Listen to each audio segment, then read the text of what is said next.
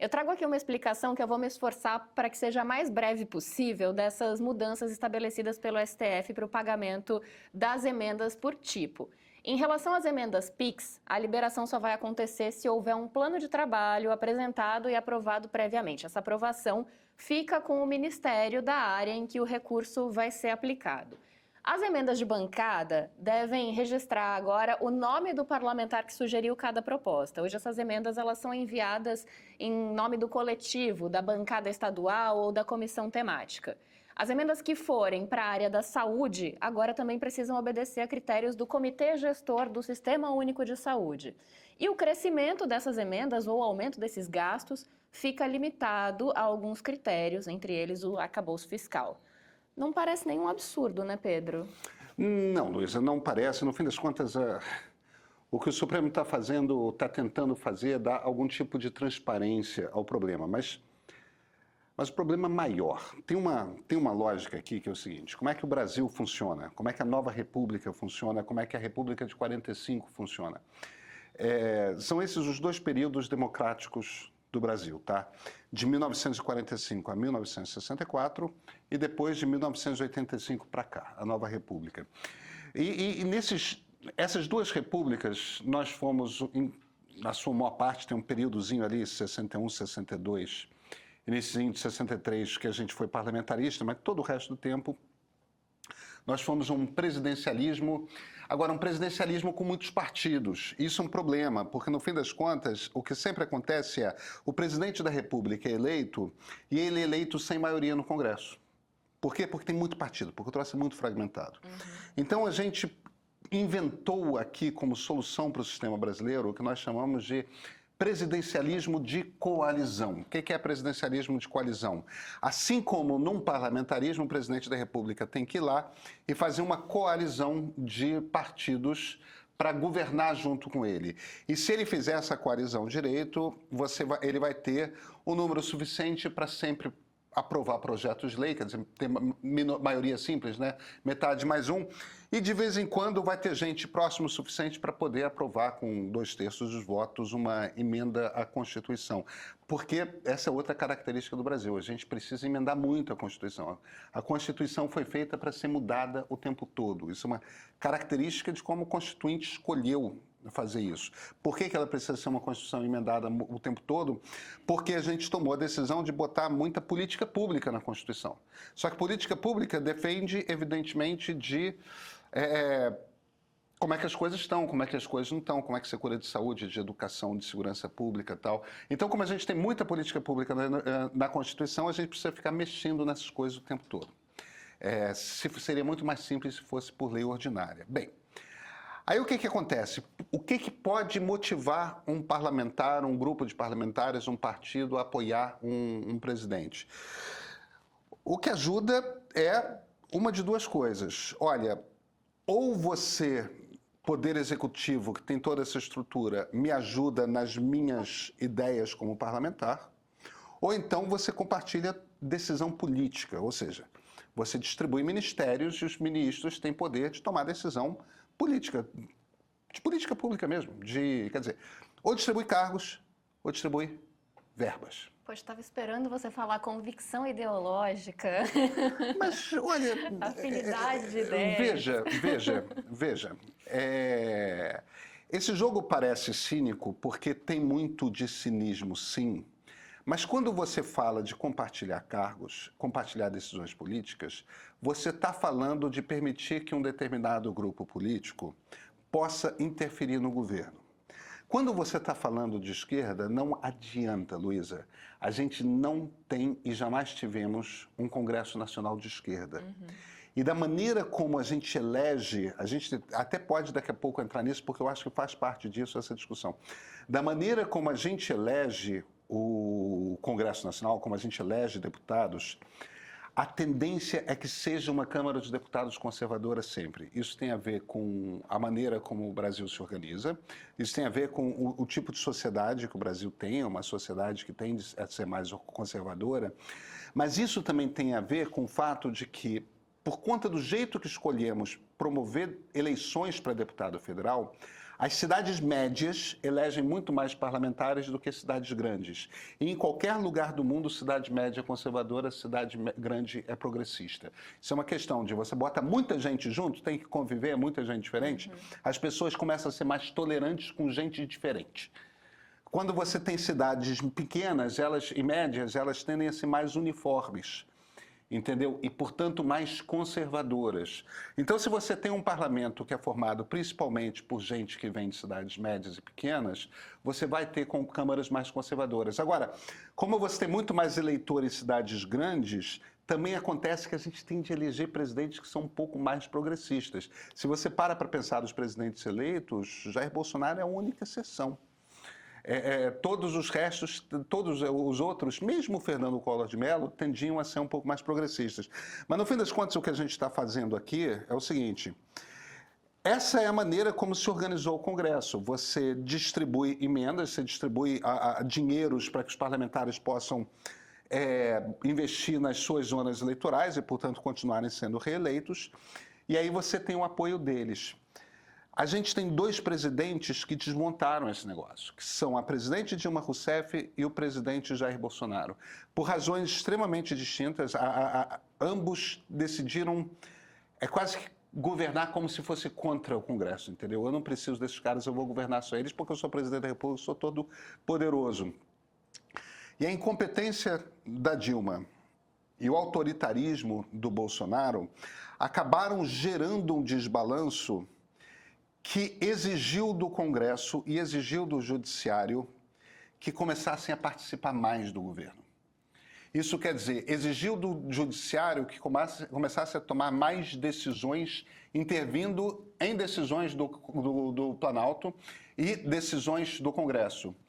E isso exigiu do Congresso que fosse mais ativo. E no caso do Bolsonaro, teve o Eduardo Cunha na Câmara, teve o Arthur Lira no governo Bolsonaro e, de certa forma, o Congresso se levantou mesmo contra esses dois presidentes, levou o impeachment da presidente Dilma, quase levou o impeachment do presidente Bolsonaro e eles estragaram um pedação do orçamento para si. Então a gente chega... o impeachment dele um pouco por causa disso, inclusive. Né? Totalmente por causa disso, totalmente por causa disso. Falou, não, tudo bem, não votem, toma aqui o dinheiro de vocês. Exatamente isso. A gente teve um momento ali, depois do 7 de setembro de 2021, que o Congresso, até Gilberto Kassab, que tende a ser mais discreto, começou a dar entrevista ali, a torta e direito, falando impeachment do Bolsonaro. Então, o resultado dessa crise política de 10 anos que a gente está vivendo é que a gente está com essa estrutura completamente desengonçada, desestruturada mesmo. A gente está com um executivo que é mais raquítico. Isso não tem nada a ver com o presidente Lula. O poder executivo está com menos poder do que ele tinha. E o poder judiciário e o poder legislativo estão com mais poder do que eles tinham. E a gente está assistindo agora uma briga entre o poder judiciário e o poder executivo, o judiciário tentando tirar poder do legislativo e o legislativo se levantando e não querendo. Quer dizer, tá bagunçado, Luísa, e eu sou muito curioso para saber o que a Flávia acha disso. Pois é, vamos para São Paulo então, porque hoje a Flávia está lá com uma especialista no funcionamento das instituições e principalmente do Congresso Brasileiro, que é a Beatriz Rey. Oi, gente, tudo bem? Boa tarde. Boa tarde, Pedro, Luísa, todo mundo que nos assiste. Boa tarde, Beatriz, bem-vinda. Eu não sei nem se eu me arrisco a já dar qualquer opinião antes de passar para a Beatriz, porque veja só, vou revelar aqui um segredo do seu passado, Beatriz Rey. A gente é colega de faculdade, porque antes de estudar Congresso a fundo, como estudou nos últimos anos, essa grande cientista política foi jornalista como nós e foi minha colega de Casper Libero. Só que nos últimos anos mergulhou mesmo no estudo das instituições e particularmente de Congresso, se tornou uma das maiores especialistas que a gente tem sobre o Congresso. Então, assim, eu já passo a bola para você. Eu sei que eu vi ali, ó, anotaçãozinha, cada palavra que chave que o Pedro falava, ela anotava mais uma. Eu sei que você tem uma linha de raciocínio que começa em 2009. E eu vou te dar com esse gancho, então. Esse desenho dessa disputa institucional aí entre os três poderes que o Pedro fez, encaixa nessa cronologia de 2009 que você costuma traçar? Oi, Flávia, é um prazer estar aqui com você. Oi, Pedro e Luísa. Agradeço o convite para falar sobre esse assunto, que é o meu preferido. Então, eu estava aqui anotando enquanto o Pedro estava falando, porque assim, são dois processos, né? A timeline que o Pedro faz diz muito mais respeito à questão das emendas orçamentárias do que o fortalecimento do Congresso em si. O que a gente observa é que teve aí, a partir de meados dos anos 2000, um processo de fortalecimento do Congresso que eu vejo com bons olhos, porque era um processo que colocou o Congresso como coformulador de políticas públicas junto com o Executivo. Então, em 2009, que é o ano ao qual você está se referindo, é a primeira vez que o Congresso aprova leis e leis complementares de autoria dos parlamentares e não do Executivo. Então, você tem uma inflexão aí. E a gente ainda não tem clareza na ciência política do porquê que isso aconteceu. A gente tem um fortalecimento, por exemplo, das consultorias legislativas, com contratação de pessoas mais qualificadas, que estão ali auxiliando os parlamentares, dando subsídio informacional. A gente tem um próprio fortalecimento das bancadas temáticas das frentes parlamentares. Aí as mais famosas que a gente conhece é a Frente Parlamentar da Agropecuária, da Segurança Pública, principalmente da Agropecuária, que tem uma estrutura ali de subsídio informacional que acaba auxiliando os parlamentares. Então você tem aí, a partir de meados dos anos 2000, esse fortalecimento do Congresso na área de formulação de políticas públicas. Mas isso acontece ao mesmo tempo que você ainda tem um executivo ativo, né? Um executivo participante, um executivo que está ali no dia a dia. O que vai acontecer com a presidente Dilma Rousseff e depois com o presidente Bolsonaro é que eles abdicam das prerrogativas legislativas que eles têm como presidente da República, como presidentes da República, né? E daí não existe vácuo de poder na política, né? Então é nesse momento que você tem a aprovação da primeira, isso primeiro aparece na LDO, na Lei de Diretrizes Orçamentárias, depois vira emenda constitucional, que é a questão da impositividade das emendas individuais e a distribuição igualitária. Isso depois vai acontecer com as emendas de bancada, em 2019, sob Bolsonaro, e daí você começa a ver uma mudança no balanço de poder, porque essas reformas das emendas orçamentárias tiram o ferramental do Executivo. Em 2001, a gente já tinha tido uma reforma das medidas provisórias que já tinha tirado um pouco. Uhum. Né, o Congresso deixou o Executivo mais capenga no sentido de não poder reeditar indefinidamente medidas provisórias. Então, ali tinha tido também uma mudançazinha, mas as emendas orçamentárias, assim, essas duas reformas foram a que realmente mudaram o balanço de poder, porque afetaram diretamente a capacidade do presidente de construir coalizão no Congresso. E aí eu acho que você já me deu uma deixa aqui, quase do significado das palavras mesmo, e em decorrência disso, da atribuição de cada poder, né? Porque você falou, foi interessante esse movimento porque deu ao Congresso mais poder de formulação de políticas públicas. Uhum. Mas executar essas políticas, e mesmo formulá-las, não seria uma prerrogativa do Executivo? Da mesma forma que o Congresso acusa muito o Judiciário de tentar legislar. Então, assim, claro que a Constituição ela define, né, essas atribuições de cada poder, mas nada é tão límpido, tão cristalino assim, e tão definitivo. Então, a gente vê essas disputas acontecendo recorrentemente, justamente para ocupar qualquer vácuo liberado ali na hora que alguém dá uma titubeada. Uhum. Mas, para o bom funcionamento, no mundo ideal, até onde vai a prerrogativa de cada um? Não deveria estar mais na mão do Executivo, como o próprio Dino fala na decisão, a execução desse orçamento e das políticas públicas? Eu acho que a gente observou isso logo, assim, nos dois governos Fernando Henrique, de uma certa medida, nos dois governos Lula, né? Eu acho que a gente teve essa movimentação, acho que é importante que o Executivo desempenhe esse papel de coordenador principal, né? Que o ator pivotal ali seja o Executivo. E o Legislativo como coformulador eu acho importante, porque o Legislativo, os parlamentares trazem uma visão das bases eleitorais que o Executivo não necessariamente vai ter. Então, não acho que tem que ficar tudo na mão do executivo. Por isso que eu não usei o termo coformulador à toa. Eu acho que tem que ser uma parceria aí de coformulação. A questão é que nas emendas orçamentárias a gente está vendo um outro movimento, que é o legislativo abocanhando cada vez mais do orçamento, sendo que o executivo está ficando assim completamente alijado desse processo. Aí a gente entrou numa outra seara, que é o que eu tenho dito que está assim, me deixando extremamente preocupado. E daí eu obrigo o judiciário a entrar num terreno.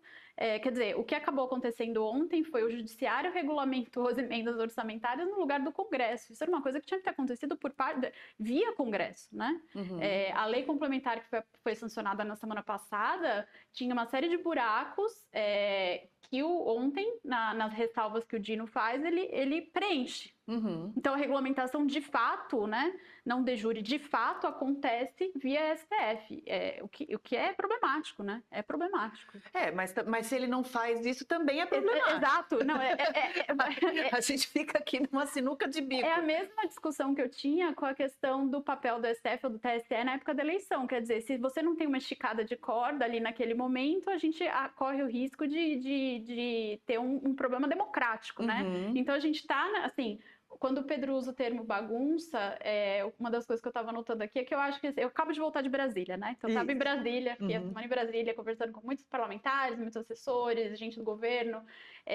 Assim, volto de Brasília pensando que ninguém sabe qual vai ser o novo equilíbrio, né? O Pedro estava falando aí do presidencialismo de coalizão, que é só um parênteses, não é uma exclusividade do Brasil, tá? É um sistema que a ciência política mostra que está tanto em regime presidencialista como parlamentarista, é bem comum, mas era o equilíbrio que a gente conhecia, né? É isso que a gente estava descrevendo. Tinha o ferramental, o presidente não tem maioria no Congresso, ele usava as emendas, os cargos, idealmente políticas públicas, o que acabava acontecendo de maneira indireta, né, pela distribuição dos cargos. Esse era o equilíbrio. A gente não sabe qual vai ser o novo equilíbrio, assim, não há clareza sobre isso, né? Por isso que eu fico também tão reticente de falar, tá tendo uma judicialização, ou o poder judiciário agora está servindo como ponto de apoio, porque eu acho que está tudo muito em fluxo para cravar um termo novo que substitua o presidencialismo de coalizão.